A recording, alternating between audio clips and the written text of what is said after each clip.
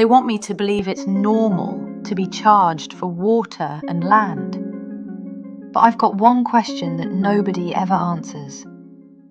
Who gave them permission? Because let's be real, no government created the rain, no corporation invented rivers, no landlord built the coastline, no bank grew the forest, no council manufactured the ground you're standing on. So why are we paying to access what was here before any of them? And don't hit me with, well, it costs money to manage it. That's not what I'm asking. I'm asking something simpler and way more dangerous. When did nature become a product? When did water become a bill? When did land become property instead of earth? Because ownership, as they sell it to us, is not a law of the universe. It's a concept, a story, a system, a contract. And most people don't even realize that's what this is, a contract. They'll say, you don't own the land, you own the deed. Exactly. A deed is paper, ink, a record in a database, a permission slip written by humans to give other humans control. But the land doesn't recognize paper. The river doesn't care about signatures.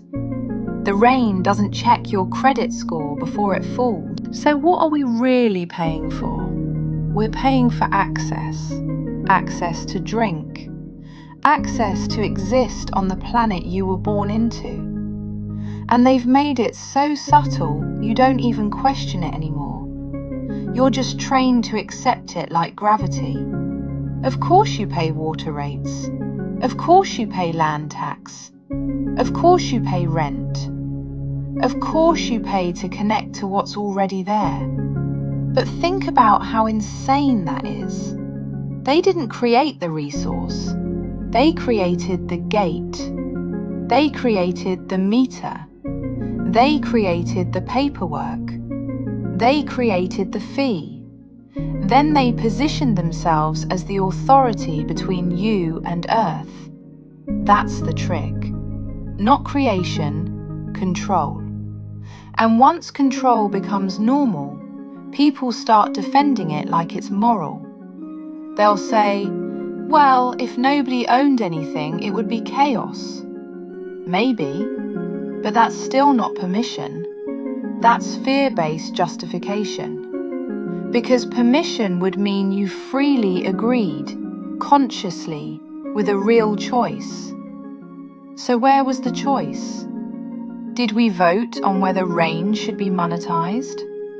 Did we sign a soul-level contract saying, yes, I consent to being billed for hydration?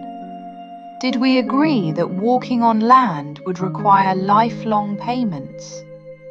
Did we agree that a family could be removed from their home because a number wasn't paid on time? No, it's the mindset underneath it.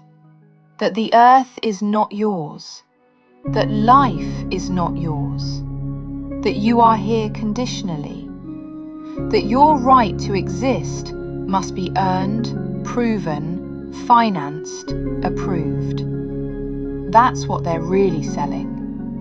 They're selling the idea that you're a tenant on the planet. And the moment you accept that, you'll accept anything after it. Because if they can charge you for water and land they didn't create, they can charge you for breathing next. They can charge you for sunlight, they can charge you for movement, they can charge you for being human. And people will still say, that's just how it is. But how it is not how it has to be. How it is just what's been repeated long enough to feel permanent. So I'll ask again, who gave them permission? Because paper doesn't outrank nature. A system doesn't outrank life. And a bill doesn't outrank your right to exist. And if you've never questioned this before, good, that means you're waking up. Because the first crack in the spell is noticing the spell.